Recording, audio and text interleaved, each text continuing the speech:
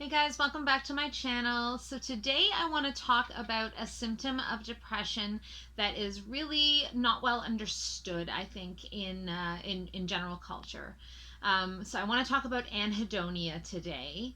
And my name is Jessica Ward King, also known as the StigmaCrusher, and I generally talk about things related to mental illness and mental health, particularly from my lived experience of bipolar 2 disorder, but also from my experience as a person with a PhD in experimental psychology. So if you like this kind of content, please remember to hit subscribe and hit that notifications bell as well so that you'll be notified each and every week when I post. So anhedonia, it is one of the two cardinal symptoms of depression, the other one being depressed mood almost every day for 2 weeks. Anhedonia, however, is the other one. And what it means, it's an meaning no, and hedonia meaning pleasure. So you may have heard some people called hedonistic if they engage in behaviors that are purely for pleasure.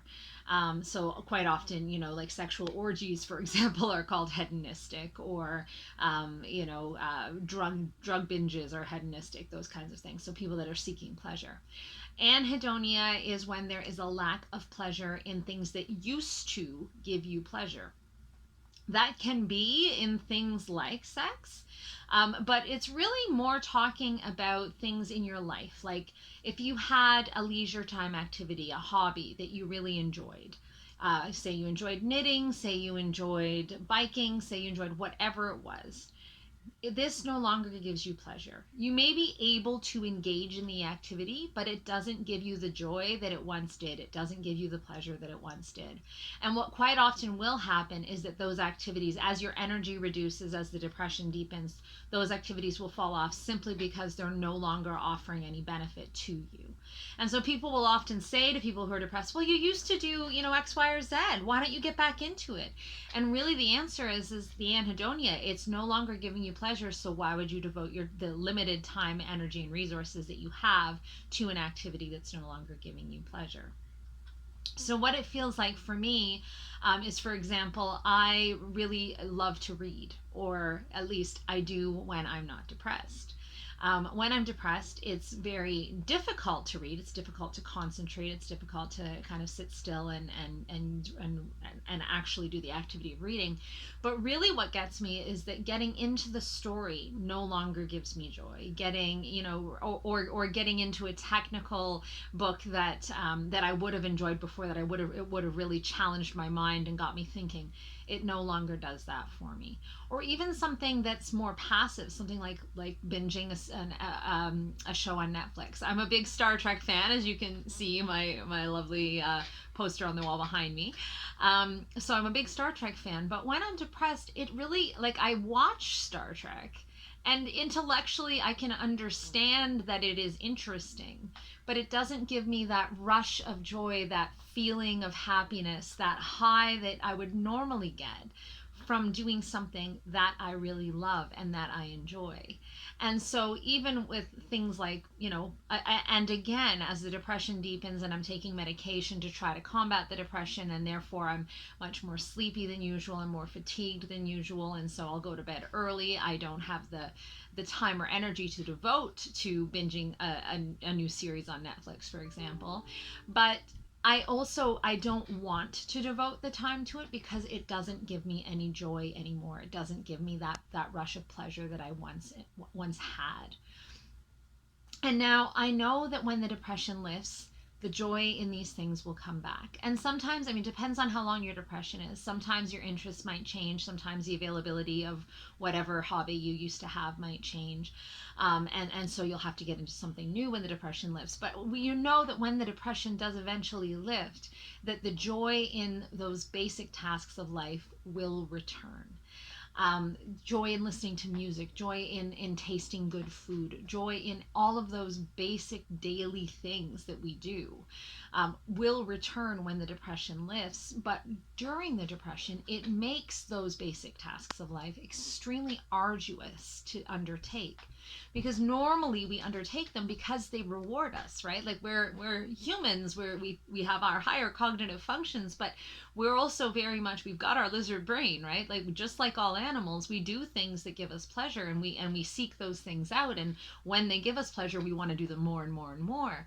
But when they stop giving us pleasure, the interest in spending the limited resources that we do have just wanes.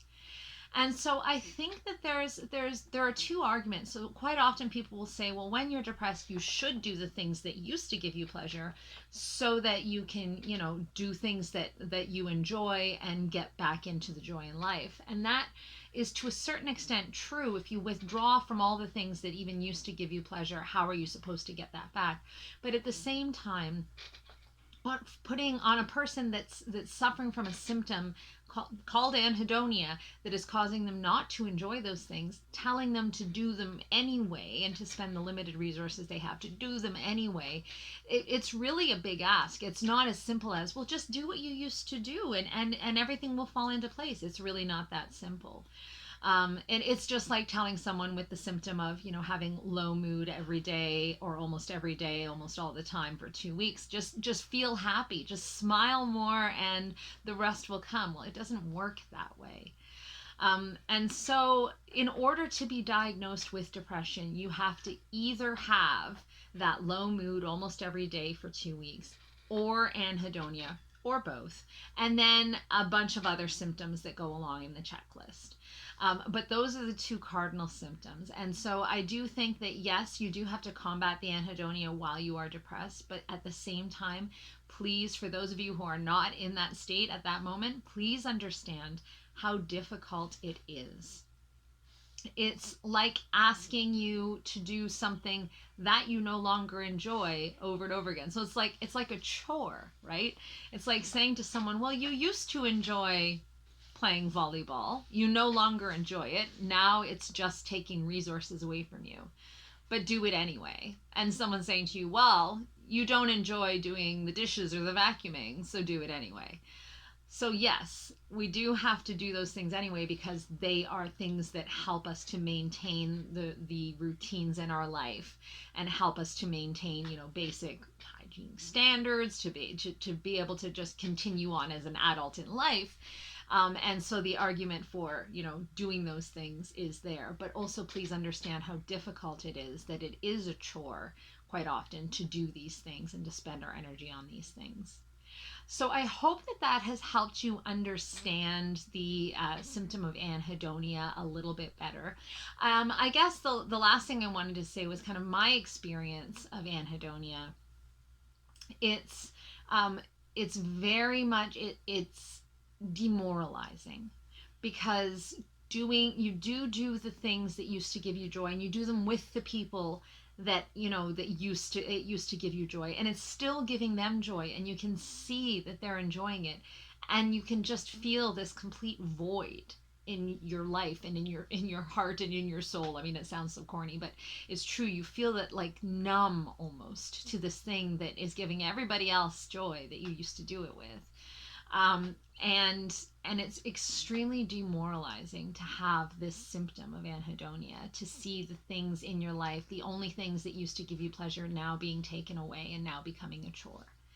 And it's really very difficult to deal with. And I find that when I have someone that understands that has an understanding of what I'm going through, whether that's from their lived experience or because that they've learned about anhedonia, and that they're able to encourage me in a gentle way, like to say, like, I know this doesn't feel great right now, but let's just try. Let's just, instead of binging a whole show, let's watch an episode.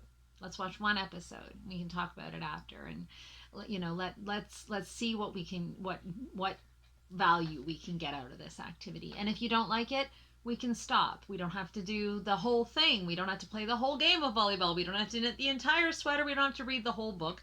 But let's read a few pages. Let's keep the routine. Let's do the things you used to like. And one day, just know that one day you will like it again. It's not being taken away forever. Those are the messages that I need to hear when I am depressed and when I'm experiencing the symptom of anhedonia. So please do let me know in the comments down below if you have any other questions about anhedonia, or what it feels like, or how to combat it. And know that it is one of the main things that we do try to deal with in a lot of therapies, is getting some joy back in life, doing self-care, things that are for you, things that do feel good, maybe changing the things that you're doing to things that do feel good for you now. And just know that if you are in that state right now, there is hope. It will lift one day, and you will feel joy again one day. You just got to get through to that day. And I know it's a slog, and I know how hard it is. Trust me, I do. But it will lift one day. So that's it for this week. Take care, everyone. Have a good week. And don't forget to let me know in the comments down below if you have any other ideas for videos that you want me to do. And I will see you in my next one. Bye. Stigma Crusher.